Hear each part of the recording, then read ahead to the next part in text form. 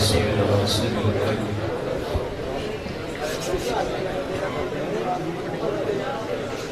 أما بعد فأعوذ بالله من الشيطان الرجيم. بسم الله الرحمن الرحيم. يا أيها الذين آمنوا قوا أنفسكم وأهليكم نارا.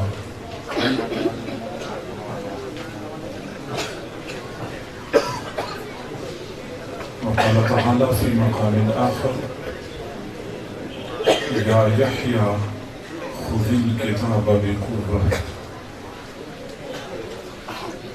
صدق الله العظيم وبلغنا رسوله النبي الكريم ونحن على ذلك لمن الشاهدين والشاكرين والحمد لله رب العالمين.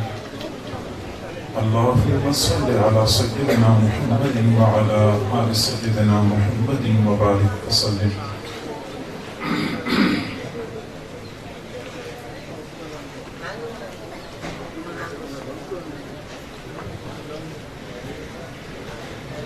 آپ حضرات کو اس کا بخوبی ادراک ہے کہ تقریباً ہر مہینے اس عاجز کی یہاں پہ حاضری ہوتی ہے. شہر کے احباب محبت اور عقیدت کے ساتھ تشریف لاتے ہیں اور اس عاجز کی گفتگو اور معروضات سننے کا موقع ملتا رہتا ہے. اس وقت میں قلبی طور پہ کوئی زیادہ تفصیلی گفتگو کرنے کے لیے آمادہ نہیں ہے. اس کی وجہ صرف اور صرف یہ ہے کہ میری گفتگو تو آپ کو اکثر سننے کو ملتی ہے. ہمارے مخدوم مکرم مہمان مکرم حضرت مولانا قاری عتیق الرحمن ہزاری صاحب حفظہ اللہ کا بیان اور ان کے ارشادات آپ حضرات سماعت فرمائیں گے اور ان کے فیض سے آپ حضرات مستفیض ہوں گے. میں غیر مرغول طریقے سے 3 معروضات آپ کے سامنے پیش کرنا چاہتا ہوں. آپ اگر توجہ فرمائیں گے تو امید کی جاتی ہے کہ بات سمجھ میں آ جائے گی.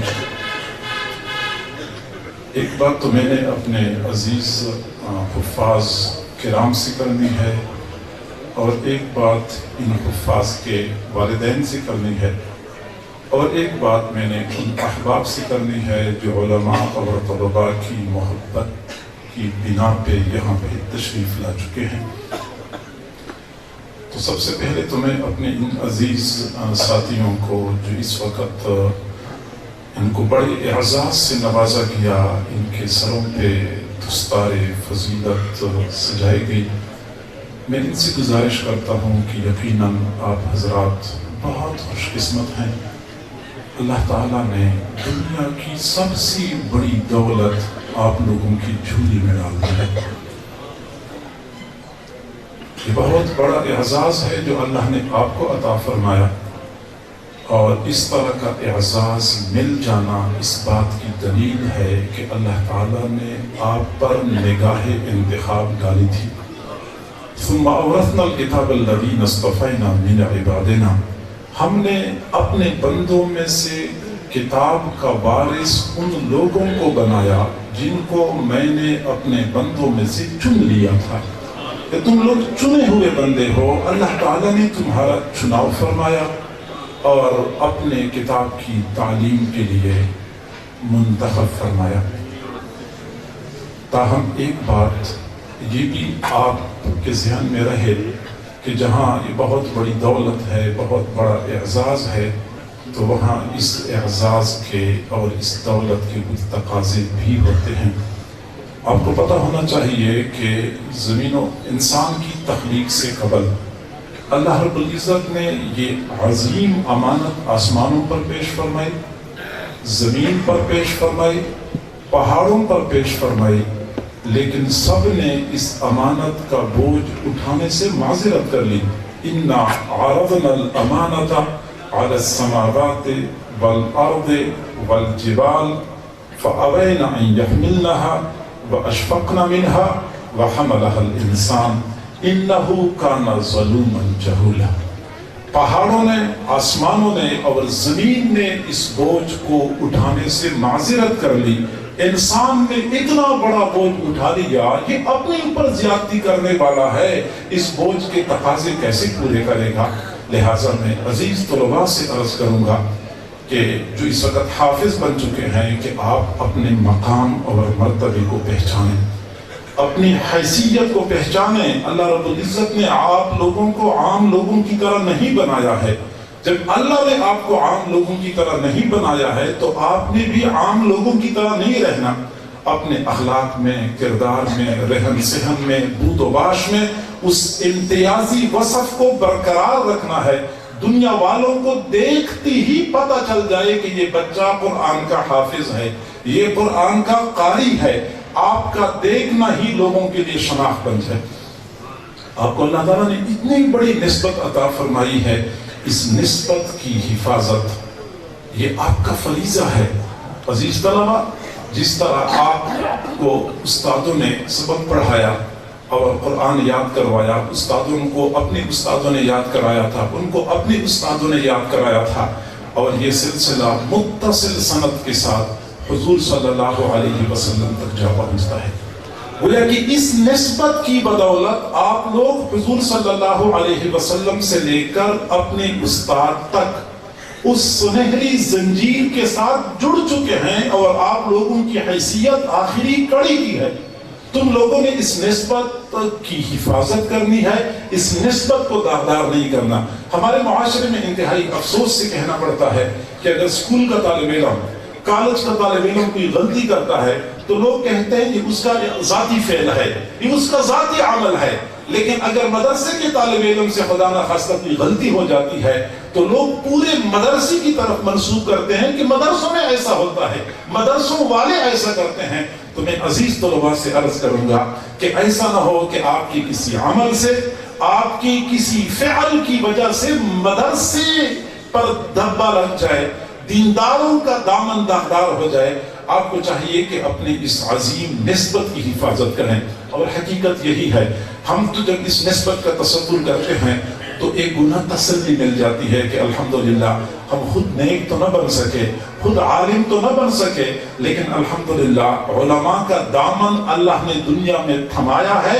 और उम्मीद करते हैं कि क़ियामत के दिन भी अपने असातिज़ा का दामन अल्लाह थमाएगा। और अगर क़ियामत के दिन हमें अपने असातिज़ा का दामन हाथ में पकड़ाया गया तो हमारा बेड़ा पार है। इसी तरीके से मैं तुलबा से, हुफ़ाज़ से अर्ज करूंगा कि आप नेक बने या न बने, लेकिन अपने उस्ताद के साथ और कुरान के साथ इस वाबस्तगी को बरकरार रखें, क्योंकि यही वाबस्तगी और यही निस्बत आपकी निजात का जरिया। अमल के अपने असास क्या है, बजुज़ नदामत के पास क्या है।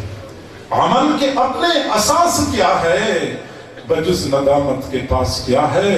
रहे सलामत तुम्हारी निस्बत, मेरा तो बस आसरा यही है। यही एक आसरा है, यही एक उम्मीद है कि अपने बड़ों के साथ जो निस्बत अल्लाह ने अता फरमाई है, इस निस्बत को बचा के ले गए हमारा बेड़ा पार हो जाएगा। औरंगजेब आलमगीर के जमाने में एक बहरूद था और वो एक मरतबा बादशाह के दरबार में हाजिर हुआ और कहने लगा, बादशाह सलामत मुझे इनाम दे दो। पूछा, इनाम किस चीज का? तो उसने कहा कि बादशाह सलामत, मैं बहरूद बदल के, मसखरा बन के लोगों को हंसाता हूँ, आपकी रियाया को खुश करता हूँ, मेरी वजह से आपकी रियाया में रौनक लगी होती है, तो मुझे इनाम दे दे, इनाम मेरा हक बनता है। तो बादशाह ने कहा कि इनाम तो मैं आपको तब दूंगा जब कभी बहरूद बदल के मुझे धोखा दे दे, मुझे कभी धोखा दे दो तो इनाम दे दूंगा। उसने कहा कोई मुश्किल नहीं है।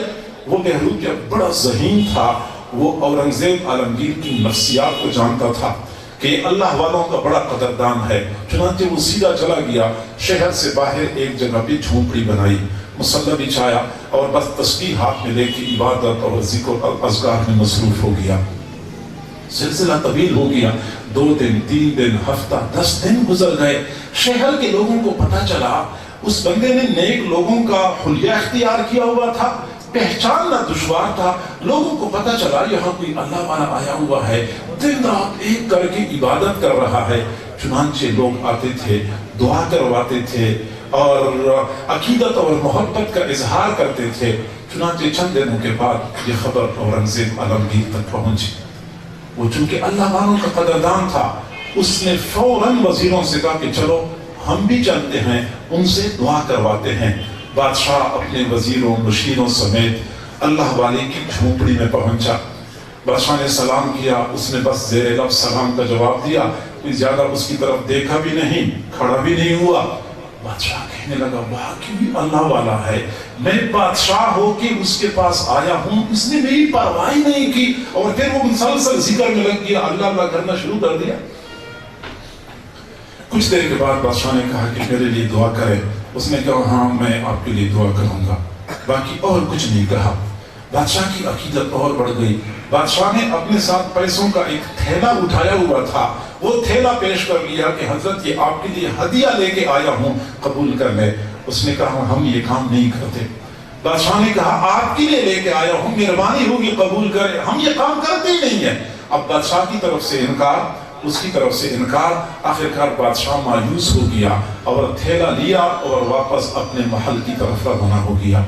लेकिन बादशाह को इस बात का बहुत दुख था कि मैं इतना महरूमुल किस्मत हूँ कि अल्लाह वालों ने मेरा हदिया कबूल नहीं किया। मेरा हदिया कबूल हो जाता तो मेरी किस्मत जाग जाती, मेरा काम बन जाता। बादशाह मायूसी के आलम में अपने महल में वापस आया, तख्त पर बैठा, वजीरों मुशीरों की झुरमट में। थोड़ी देर बाद देखा कि वही बहरूपिया असली सूरत में पहुंच गया। कहने लगा बादशाह सलामत, इनाम निकालो। पूछा इनाम किस चीज का?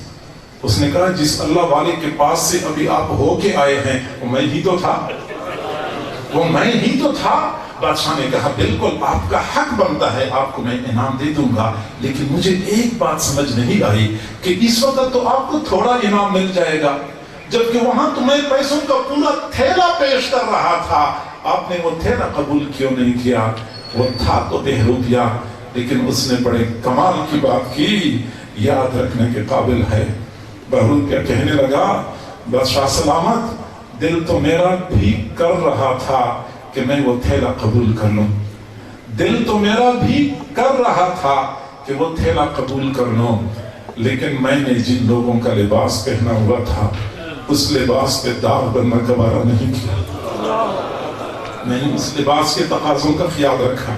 मेरी अजीज हुफ़ाज़ से अर्ज करूंगा, तुम्हारे सरों पे हुफ़ाज़ की पगड़ी सजाई गई है, इसकी कुछ तकाज़े होते हैं, इन तकाज़ों को पूरा करना होता है, फिर कहीं जाके इस निस्बत को बचा के ले जा सकेंगे।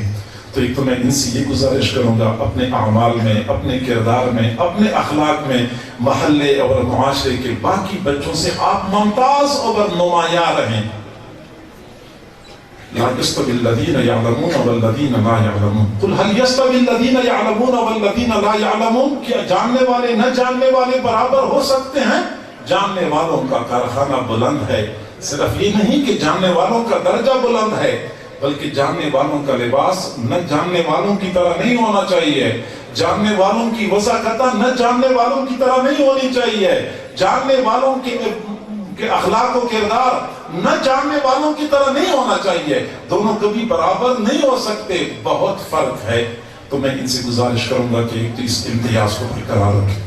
दूसरी बात यह है कि ये जो आप लोगों को कुरान की नेमत मिली है हिफ्ज़ की, तो याद रखें किसी नेमत का हुसूल आसान होता है, उसकी हिफाजत मुश्किल हो जाती है।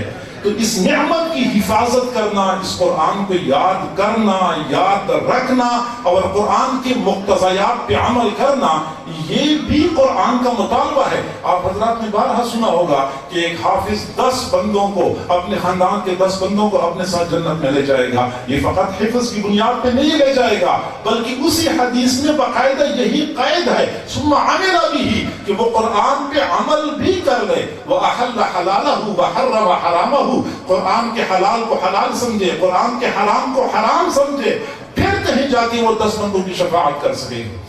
तो लिहाजा कुरान पर अमल करना और इस कुरान को याद रखना, ये तुम्हारी जिम्मेदारी है। इस निस्बत की और इस नेमत की हिफाजत करें, क्योंकि जो बंदा कुरान याद कर नहीं चुका होता तो उस वक्त कुरान याद करना मुस्तहब होता है, लेकिन कुरान याद करने के बाद اس کو یاد رکھنا واجب ہو جاتا ہے۔ پھر یہ تو نہ ہو کہ یہی قرآن کا یاد کرنا ہی آپ کے لیے مواخذے کا ذریعہ بن جائے۔ اس نعمت کی حفاظت کریں اور اس قرآن کو یاد رکھیں۔ اور یاد رکھنے کا ایک طریقہ یہ بھی ہے کہ اپنے اساتذہ کے ساتھ رابطے میں رہیں۔ استادوں سے میں گزارش کروں گا کہ پوچھا کریں اپنے شاگردوں سے، پوچھتے ہوں گے مجھے امید ہے، پوچھا کریں کہ روزانہ کتنے پارے آپ نفل میں پڑھتے ہیں اور آپ روزانہ کتنے پارے تلاوت کرتے ہیں۔ جب اس طرح ان سے پوچھ گچھ ہوتی رہے گی تو بچوں کو بھی احساس ہوتا ہے۔ تو یہ تو میں نے بات کرنی تھی بچوں سے۔ دوسری بات میں بچوں کے سرپرستوں سے کرنا چاہتا ہوں کہ آپ نے بڑا احسان فرمایا، اپنے بچوں کو قرآن کے حفظ کے لیے فارغ کیا، پھر اس کو حافظ بنوایا۔ یقیناً اس اجر اور ثواب میں والدین کا بھی بھرپور حصہ ہوگا۔ میں دعا کرتا ہوں اللہ تعالیٰ استاد اور طلباء کے ساتھ ساتھ والدین کو بھی پورا اجر اور بدلہ نصیب فرمائے۔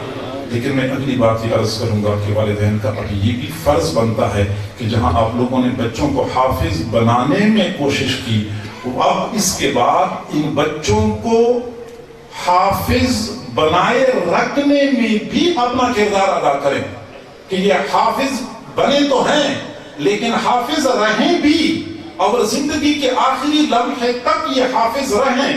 اس میں بھی آپ حضرات نے کردار ادا کرنا ہے۔ طریقہ اس کا یہ ہے کہ آپ نے بچوں کو حافظ تو بنایا، لیکن آگے مستقبل میں اپنے بچوں کو زندگی گزارنے کے وہ خطوط مہیا کریں جن خطوط پہ چل کے وہ اس نعمت کی حفاظت کریں۔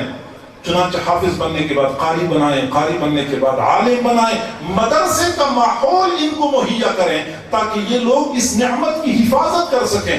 والدین ایک بچے کو حافظ بناتے ہیں، پھر وہ گنتی کرتے ہیں کہ ہمارے خاندان میں 7 بندے ہیں، اور ایک بچہ ہمارا حافظ ہو گیا گویا کہ ہمارے 7 کی تو جنت یقینی ہو گئی نا۔ اب چلو بچے کو کاروبار میں لگا لو، چلو بچے کو کالج میں داخل کرا دو، چلو بچے کو ادھر لے جاؤ، اور 1-2 سال کے بعد پھر بچے کو دیکھتے ہیں بچے بیچاری کی نہ صورت حفاظ والی ہوتی ہے، نہ اعمال حفاظ والے ہوتے ہیں، نہ قرآن یاد ہوتا ہے۔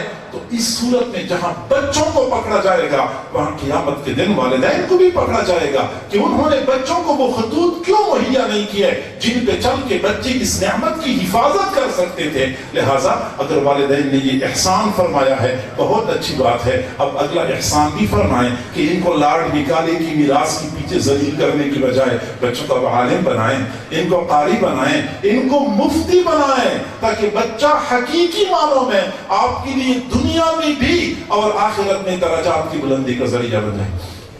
یہ والدین کا فریضہ بنتا ہے۔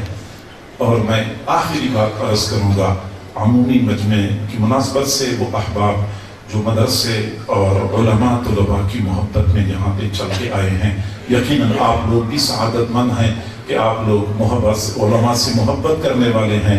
اور میں یہی بات عرض کرتا ہوں کہ حضور صلی اللہ علیہ وسلم نے فرمایا المرء مع من احب، آدمی قیامت کے دن انہی کے ساتھ ہوگا جن کے ساتھ دنیا میں محبت کرتا ہے۔ قیامت کے دن جب اعلان ہوگا کہ علماء کھڑے ہو جائیں تو علماء تو کھڑے ہو جائیں گے، لیکن جب اگلا اعلان ہوگا کہ اب علماء سے محبت کرنے والے علماء کی محبین کھڑے ہو جائیں، اس وقت بہت سارے سعادت مند ایسے ہوں گے جو اس دنیا میں عالم تو نہ بن سکے لیکن علماء کے ساتھ محبت کی وجہ سے علماء کی ٹولی میں ان کو بھی جگہ دی جائے گی۔ آپ حضرات اس حوالے سے خوش قسمت ہیں اور سعادت مند ہیں۔ لیکن میں اگلی بات عرض کروں کہ ادارے کا یہ جو پروگرام ہے اور یہ جلسہ ہے، یہ نشست ہے، اس کا بنیادی مقصد کیا ہوتا ہے؟ 2 مقاصد ہوتے ہیں۔ پہلا مقصد تو یہ ہوتا ہے کہ معاشرے کے افراد کو بتایا جائے کہ علماء اور مولوی لوگ مدرسوں میں کیا کرتے ہیں۔ مسئلہ یہ بنا ہوا ہے کہ ہم خود علماء کے قریب جاتے نہیں ہیں، حفاظ کے قریب جاتے نہیں ہیں، میڈیا پہ جو کچھ سن لیتے ہیں وہی بات دماغ میں بیٹھ جاتی ہے کہ مدارس میں دہشت گردی سکھائی جاتی ہے، مدارس میں شدت پسندی سکھائی جاتی ہے، مدارس میں تو قدامت پرستی کی تعلیم دی جاتی ہے۔ ہم خود علماء کے قریب نہیں جاتے، ہم خود مدارس میں نہیں جاتے، اور سنی سنائی باتوں پر یقین کر کے پھر ہم علماء کے بارے میں، مدارس کے بارے میں بدگمان ہو جاتے ہیں۔ تو میں عرض کروں کہ صرف یہ بتانا ہوتا ہے کہ ہم کون سے دہشت گرد تیار کر رہے ہیں۔ یہ آپ دیکھ رہے ہیں، یہ ایک بندے کی محنت کا نتیجہ ہے۔ حیران ہو جاتا ہے بندہ کہ یہ علماء اور یہ حفاظ اور یہ قراء بالکل معمولی معاوضے کی بدولت، معمولی معاوضے کے ساتھ اتنی بڑی خدمت سر انجام دے رہے ہیں، صبح سے لے کے شام تک جیسی ڈیوٹی یہ حفاظ اور قراء سر انجام دیتے ہیں، جیسے یہ ائمہ بہترین ڈیوٹی سر انجام دیتے ہیں، ہماری ملک میں نہیں پوری دنیا میں کسی بھی طبقے میں ذمہ داری کا اس قدر احساس کسی طبقے میں نہیں ہے۔ بہترین ڈیوٹی، صبح سویرے فجر کی نماز سے پہلے مدرسوں میں اٹھ جاتے ہیں، مساجد میں شاید فجر کی نماز کے متصل بعد کلاس شروع ہو جاتی ہے، عشاء کے بعد تک یہ کلاس چلتی رہتی ہے، اور ہم دیتے کتنا معاوضہ ہے وہ ہم سب کو پتا ہے۔ قلیل معاوضے پہ مجاہدے برداشت کر کر کے، مشقتیں برداشت کر کر کے یہ علماء اور یہ حفاظ دینی خدمات سر انجام دے رہے ہیں۔ ہمیں چاہیے کہ ہم ان محسنین کے احسانات کا اعتراف کر لیں، ان کی حوصلہ افزائی کریں، اخلاقی طور پہ ان کے ساتھ تائید کریں، تاکہ یہ حضرات مزید ذوق شوق سے کام کریں۔ ہمارے یہاں معاملہ ہی الٹا ہے، ان محسنین کی قدم قدم پہ حوصلہ شکنی کی جاتی ہے، اور ان کے خلاف پروپیگنڈا کیا جاتا ہے، ان کی کردار کشی کی جاتی ہے۔ انتہائی افسوس کی بات ہے، اپنے محسنین کے ساتھ ایسا سلوک نہیں کیا جاتا۔ آپ کبھی دیکھ لیں اسکولوں میں، کالجوں میں، یونیورسٹیوں میں جو خطیر رقم کی تنخواہیں لیتے ہیں، لاکھوں کی تنخواہیں لینے والے، ان کی خدمات کیا ہوتی ہیں، اور مسجد میں پڑھانے والے ایک حافظ اور ایک قاری کی خدمات کیا ہوتی ہیں۔ نام لے لے کے قاری صاحب تھک گئے، دستار بندی کرنے والے دستار بندی کرتے کرتے تھک گئے، اور سلسلہ ختم نہیں ہو رہا تھا۔ تو میرے بھائیوں، ان کی خدمات آپ کے سامنے پیش کرنے کے لیے یہ پروگرام منعقد کیے جاتے ہیں۔ ہم میں سے اکثر ساتھی وہ ہوتے ہیں جو فقط سنی سنائی باتوں کی بنیاد پہ مدارس سے بدگمان ہو جاتے ہیں۔ میرے بھائیوں، مدارس سے بدگمان نہ ہو جایا کریں، کیونکہ مدارس خیر کے مراکز ہیں، مدارس خیر کے مراکز ہیں۔ کئی تو ایسے ہوتے ہیں جو مدارس سے بدگمان ہو جاتے ہیں، اور کئی وہ ہوتے ہیں جو بدگمان تو نہیں ہوتے لیکن مدارس پر احسان چڑھاتے رہتے ہیں کہ ہم تعاون کرتے ہیں تو مدرسہ چلتا ہے، ہم مدرسہ چلا رہے ہیں، ہم مدرسے کے ساتھ تعاون کر رہے ہیں۔ میں دوستوں سے کہا کرتا ہوں کہ مدرسہ ہم نہیں چلا رہے، مدرسے کی وجہ سے ہم چل رہے ہیں، مدرسے کی وجہ سے ہم چل رہے ہیں۔ جب تک یہ مدرسہ چلتا رہے گا ہم چلتے رہیں گے، جب مدرسہ ختم ہو گیا یہ سارا نظام درہم برہم ہو جائے گا۔ آخر کیا وجہ ہے؟ سمندر میں مچھلیاں، سوراخ میں چینٹیاں، جنگل میں چرند پرند علماء اور طلباء کے لیے دعائیں کرتی ہیں۔ وجہ یہ ہے کہ کائنات کی مخلوق کو پتہ ہے کہ اس طالب علم کی بقا کے ساتھ ہماری بقا وابستہ ہے۔ جب تک یہ عالم اور طالب علم موجود رہے گا ہم بھی موجود رہیں گے۔ جس وقت طالب علم اور عالم کا وجود ختم ہو گیا اس دن ہمارا وجود بھی ختم ہو جائے گا۔ لہذا مدرسہ چل رہا ہے تو ہم چل رہے ہیں، مدرسہ رک گیا یہ سارا پہیہ جام ہو جائے گا، کوئی چیز بھی نہیں چل سکے گی۔ حضرت شاہ ولی اللہ رحمۃ اللہ علیہ فرمایا کرتے تھے کہ میں کشف کی نگاہ سے دیکھ رہا ہوں، میں کشف کی نگاہ سے دیکھ رہا ہوں کہ ایک بستی کے لوگوں کے اعمال اتنے خراب ہو جاتے ہیں، اتنے خراب ہو جاتے ہیں، اللہ تعالیٰ کو عرش پہ جلال آتا ہے، فرشتوں کو حکم دیتا ہے تم جاؤ اور نیچے سے زمین کو الٹ دو اور ان پوری بستی والوں کو تباہ و برباد کر دو۔ فرشتے زمین پہ آتے ہیں، وہ حالات کا جائزہ لیتے ہیں، پھر فرشتوں کو نظر آتا ہے کہ مسجد میں چھوٹے چھوٹے بچے قرآن پڑھ رہے ہیں۔ فرشتے اللہ تعالیٰ سے عرض کرتے ہیں کہ اللہ آپ نے تو حکم دیا ہے کہ لوگوں کے نیچے سے زمین کو الٹ دو، وہاں تو کچھ بچے قرآن پڑھتے ہوئے نظر آ رہے ہیں۔ اللہ تعالیٰ فرماتے اچھا پھر بستی والوں سے 40 سال کے لیے عذاب کو مؤخر کر دو۔ بچے قرآن پڑھ رہے ہیں، 40 سال کے لیے عذاب کا مؤخر کر دو۔ لہذا ان مدارس کی وجہ سے ہمارا معاشرہ باقی ہے، ہمارا یہ سلسلہ چل رہا ہے۔ کبھی آپ نے غور کیا ہے سابقہ امتوں میں سے ایک خرابی عام ہو جاتی تھی، امت تباہ و برباد ہو جاتی تھی، اور آج ہماری اس قوم میں وہ ساری خرابیاں پائی جاتی ہیں۔ حضرت نوح علیہ السلام کی قوم کی خرابی ہمارے اندر، حضرت شعیب علیہ السلام کی قوم کی خرابی ہمارے اندر، حضرت صالح علیہ السلام کی قوم کی خرابی ہمارے اندر، حضرت لوط علیہ السلام کی قوم کی خرابی ہمارے اندر۔ معاشرے کا تو آپ کو ہم سے بہتر پتہ ہے، سوشل میڈیا پہ نہیں پڑھتے، یقین کریں اخلاقی طور پہ آج یہ قوم जिस कदर पस्ती का शिकार हो चुकी है, इंसानी तारीख में कभी कोई कौम इतनी पस्त नहीं हो चुकी थी। आप लोगों को आए रोज ये मीडिया पे खबरें नहीं मिलती, 7 साल बच्चा घर से बाहर निकल गया, गायब हो गया, 3 दिन के बाद लाश खेतों से मिली और उस बेचारे के साथ वो सलूक हो चुका होता है कि बंदा बता भी नहीं सकता। 5 साल बच्चियों की इज्जत महफूज नहीं है। दरिंदे ऐसा नहीं करते, जानवरों की जिंदगी पे कभी गौर कर लें, जानवर भी कभी ऐसा नहीं करते जितना ये इंसान पस्त हो चुका है और गिर चुका है। तो इन तमाम तर खराबियों के बावजूद ये निजाम चल रहा है। क्यों चल रहा है? इसलिए कि बहुत सारी खराबियां हैं, लेकिन इस कौम के अंदर कई सारी अच्छाइयां भी हैं। उनमें से एक अच्छाई मदारिस की सूरत में तालीम और ताल्लुक का सिलसिला है। आपने गौर किया है, जब रात इशा के बाद का वक़्त होता है, हमारी इस वतन अजीज की 70% आबादी अल्लाह रब्बुल इज्जत की नाफरमानी में लग जाती है। कहीं तो लोग शराब खानों का रुख कर लेते हैं, शराब और शबाब और कबाब लुटाए जाते हैं। कहीं फहाशी और बेहयाई के अड्डों की तरफ लोग चले जाते हैं, दूसरों की बेटियों की इज्जतों को पामाल कर रहे होते हैं। कहीं लोग जुआ खाने में चले जाते हैं, वहां जुए खेलते रहते हैं। कहीं क्लबों में चले जाते हैं, वहां बेटियों को नचाते रहते हैं। और जो हम जैसे शरीफ होते हैं, वो अपने घर में कमरे की कुंडी लगा के अंदर स्क्रीन खोल के, लैपटॉप खोल के वो कुछ देख रहे होते हैं जिसका तसव्वुर करके बंदे की रूह कांप उठती है। 70% लोग अल्लाह की नाफरमानी में लग जाते हैं।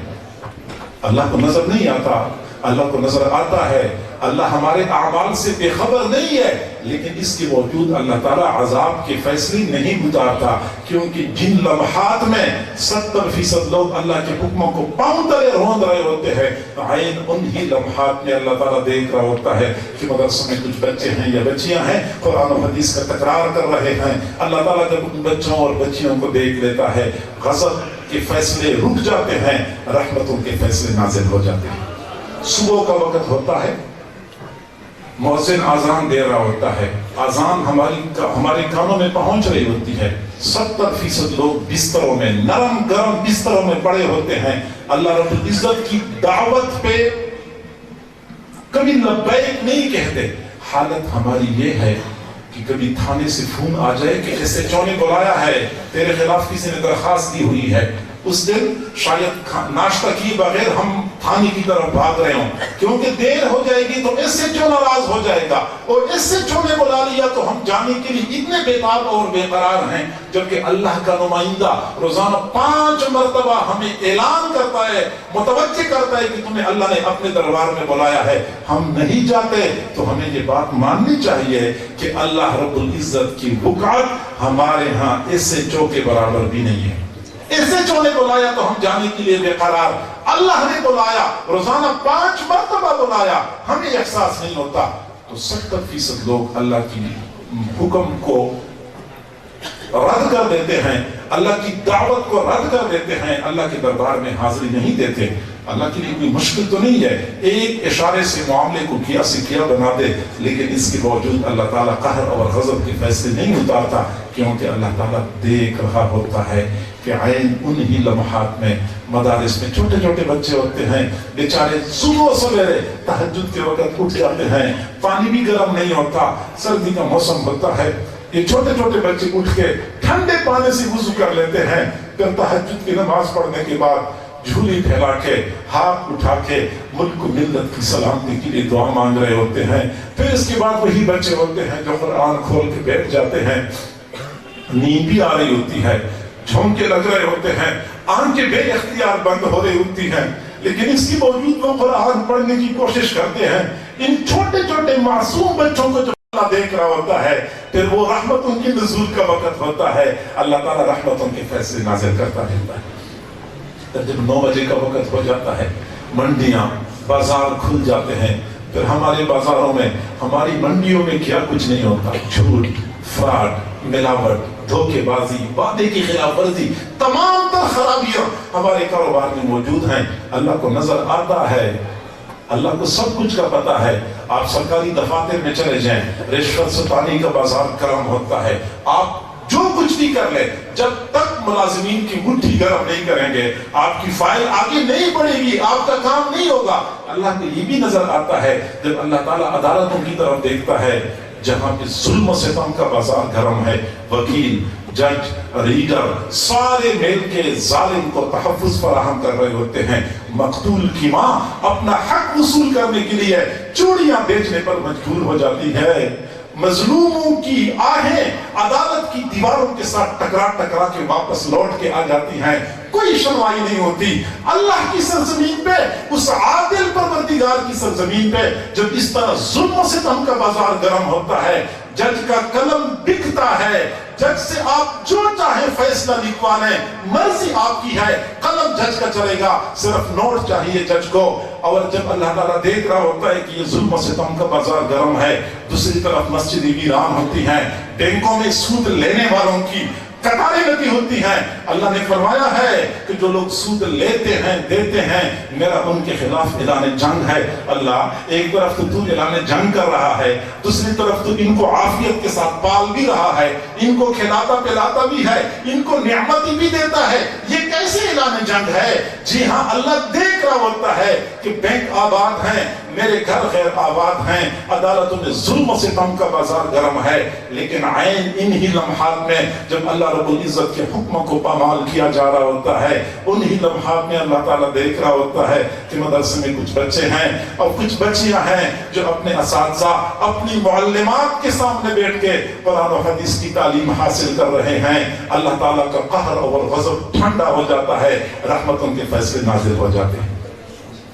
علماء اور طلباء کی وجہ سے ہی تو ہمارا یہ نظام چل رہا ہے، تو لہٰذا صرف یہ بتانے کے لیے آپ کو بلایا جاتا ہے کہ ہم کیا کچھ کر رہے ہیں، ہم یہ علماء اور مدارس کے بارے میں بدگمان نہ ہو، مدارس میں آئیں، دروازے آپ کے لیے کھلے ہیں، آپ ہمارے امتحانے دیکھ سکتے ہیں، الماریاں دیکھ سکتے ہیں، دفاتر دیکھ سکتے ہیں، ہمارے ہاں پر تنی خودکش جیکٹ ہیں یا راکٹ لانچر ہیں، سب کچھ آپ دیکھ سکتے ہیں۔ خواہ کی پروپیگنڈے سے متاثر ہونے کی بجائے حقائق کو اپنی آنکھوں سے دیکھنے کی کوشش کریں۔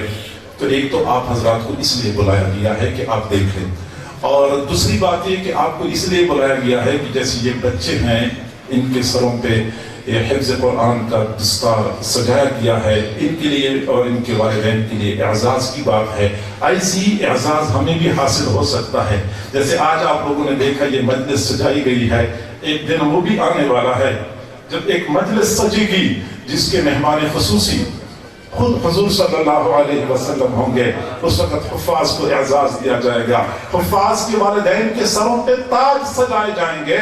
آج آپ کا دل چاہتا ہوگا نا کہ میرا بیٹا بھی حافظ ہوتا تو اچھا ہوتا، تو آپ سے گزارش ہے کہ آپ بھی اپنے بچوں کو حافظ بنائیں، قاری بنائیں، عالم بنائیں، تاکہ بچے آپ کے لیے آخرت کا ذخیرہ بن جائیں۔ افسوس سے کہنا پڑتا ہے آج یہی بات کی جاتی ہے کہ بچے کو حافظ بنانے کا کیا فائدہ۔ کئی مرتبہ ذہین بچہ جو والد چاہتا ہے کہ میں حافظ بناؤں، چچا کہتا ہے کہ نہیں بھائی جان، اپنے بیٹے کا مستقبل تباہ نہ کرو، بیٹے کا مستقبل تباہ نہ کرو۔ گویا کہ حافظ بنانا تو ہم یوں سمجھتے ہیں کہ بچے کا مستقبل تباہ ہو گیا، مولوی بنانا گویا کہ مستقبل تباہ ہو گیا۔ لہٰذا کہا جاتا ہے کہ بیٹے کو ڈاکٹر بناؤ، انجینئر بناؤ، بڑا فائدہ ہوگا، بچے کو حافظ بناؤ گے تو کوئی فائدہ نہیں ہے۔ میرے بھائیوں، میں مانتا ہوں کہ ہم بچے کو حافظ بناتے ہیں، شاید اس دنیا میں کوئی فائدہ نظر نہ آئے، لیکن مسلمان ہونے کے ناطے میرا عقیدہ ہے کہ جب میری یہ آنکھیں بند ہو جائیں گی تو ایک اور جہان نظر آئے گا، اور من کی آنکھیں کھل جائیں گی، پھر اس وقت پتہ چلے گا کہ بیٹے کو حافظ بنانے کا کیا فائدہ نکلا۔ مکہ مکرمہ میں جنت المعلی قبرستان میں ایک اللہ والے ایک درخت کے نیچے لیٹے ہوئے تھے، آرام کر رہے تھے۔ وہ فرماتے ہیں کہ میں نے خواب دیکھا کہ قبرستان کے بیچ میں ایسے لوگوں کا بڑا مجمع لگا ہوا ہے، تو میں وہاں پہ جا کے کھڑا ہو گیا۔ تھوڑی دیر بعد میں نے دیکھا کہ ایک اور آدمی آیا اور وہ مجمع کے قریب کھڑا ہو گیا اور اعلان کر دیا کہ وہ لوگوں اپنا اپنا حصہ وصول کر لو۔ سارے لوگ ایک طرف کو بھاگ پڑے اور ایک بندہ وہیں بیٹھا رہا۔ تو میں نے پوچھا کہ بھائی یہ لوگ کون تھے اور کہاں بھاگ گئے؟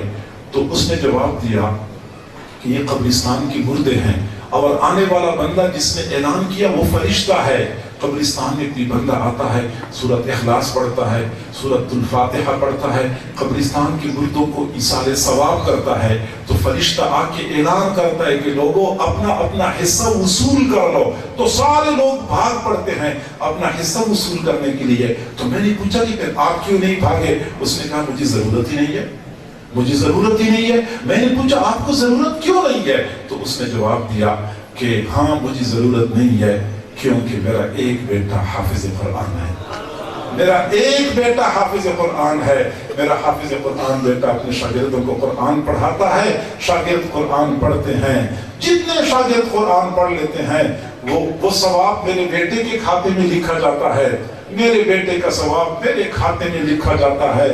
مجھے روزانہ تھوک کے حساب سے اتنا ثواب مل جاتا ہے کہ پرچون کے ثواب کے لیے بھاگنے کی ضرورت ہی محسوس نہیں ہے۔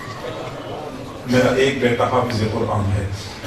جی ہاں میرے بھائیوں، آج سورج ہم سے کروڑوں میل دور ہے، کروڑوں میل دور ہے، لیکن جون جولائی کا مہینہ ہوتا ہے اور سورج اپنی ڈوبن پہ ہوتا ہے، دوپہر 1 بجے 2 بجے 5 منٹ کے لیے دھوپ میں کھڑا ہونا ہمارے لیے ممکن نہیں ہوتا، اتنی شدید گرمی ہوتی ہے کروڑوں میل دور۔ لیکن ایک وہ بھی دن آنے والا ہے جب سورج 1 کروڑ میل دور نہیں ہوگا، 1 لاکھ میل دور نہیں ہوگا، سورج ایک نیزے کے برابر آ چکا ہوگا، زمین پیتل کی بنی ہوئی ہوگی، ہر بندہ شدت کے عالم میں ہوگا، پسینے میں ڈوبا ہوا ہوگا، وہاں پہ حشر کے میدان میں ایک بالشت کے برابر بھی کہیں سایہ نہیں ہوگا، اور یہ پوری انسانیت اس شدید گرمی میں وہیں پہ کھڑی ہوگی۔ کتنے دیر کے لیے کھڑی ہوگی؟ 5 منٹ کے لیے نہیں، 5 دنوں کے لیے نہیں، 5 سالوں کے لیے نہیں۔ قرآن عظیم الشان اس بات پہ گواہ ہے کہ قیامت کا ایک دن 50,000 سالوں کے برابر ہے، 50,000 سالوں کے برابر کا دن وہاں پہ لوگ کھڑے ہوں گے۔ اس وقت کچھ ایسے سعادت مند نوجوان ہوں گے جب ان سے کہا جائے گا کہ جنت میں چلے جاؤ، وہ کہیں گے اکیلے تو ہم نے جنت میں نہیں جانا، ہمارے ساتھ وعدہ کیا گیا تھا 10 بندوں کو اپنے ساتھ لے جاؤ گے، ہمارے ساتھ وعدہ پورا کیا جائے۔ ان کو کہا جائے گا جاؤ حشر کے میدان میں جن کو تم چاہتے ہو اپنے ساتھ جنت میں لے جاؤ۔ چنانچہ یہ نوجوان ادھر ادھر بھاگ رہے ہوں گے، کہیں گے میرے ابو کہاں ہیں، میری امی کہاں ہیں، میرے بھائی جان کہاں ہیں، میرے دادا کہاں ہیں، ایک ادھر ادھر بھاگ کے تلاش کر رہے ہوں گے۔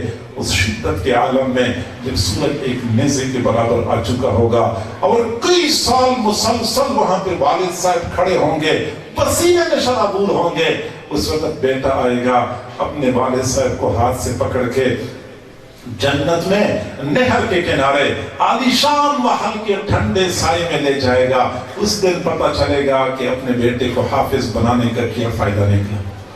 اس دن پتہ چلے گا جب جنتی کہیں گے الحمدللہ الذی اذھب عنا الحزن، تمام تعریفیں اس پروردگار کے لیے ہیں جس نے ہماری مشقتوں کو، ہماری غموں کو، ہماری پریشانیوں کو ختم کر دیا۔ جنت میں جائیں گے، سکون کا سانس لے لیں گے، سارے غم، ساری پریشانیاں ختم ہو جائیں گی۔ یہ تب ہوگا جب بیٹا حافظ ہوگا، اپنے والد کو اپنے ساتھ ہاتھ سے پکڑ کے جنت پہ لے جائے گا۔ لیکن حشر کے میدان میں کچھ ایسے محروم القسمت بھی ہوں گے، جب ان سے کہا جائے گا جہنم میں چلے جاؤ، وہ کہیں گے اکیلے، ہم نے اکیلے تو جہنم میں نہیں جانا، ہم تباہ ہو چکے ہیں، ہم برباد ہو چکے ہیں، لیکن ہماری تباہی و بربادی بھی کسی اور کا ہاتھ ہے، ہمیں تو کسی اور نے غلط راستے پہ چلایا تھا، ہمیں تو نہیں پتا تھا کہ ادھر جانا ہے یا ادھر جانا ہے، ہمارے بڑوں نے ہمیں جس راستے پہ چلایا ہم اسی راستے پہ چلتے رہے، ہمارے بڑوں نے ہمیں سیدھے راستے سے گمراہ کر دیا تھا۔ اِنَّا أَطَعْنَا سَادَتَنَا وَكُبَرَاءَنَا فَأَضَلُّونَا السَّبِيلَ، ہم نے اپنے بڑوں کی بات مانی تھی، ہمارے بڑوں نے ہمیں سیدھے راستے سے گمراہ کر دیا تھا۔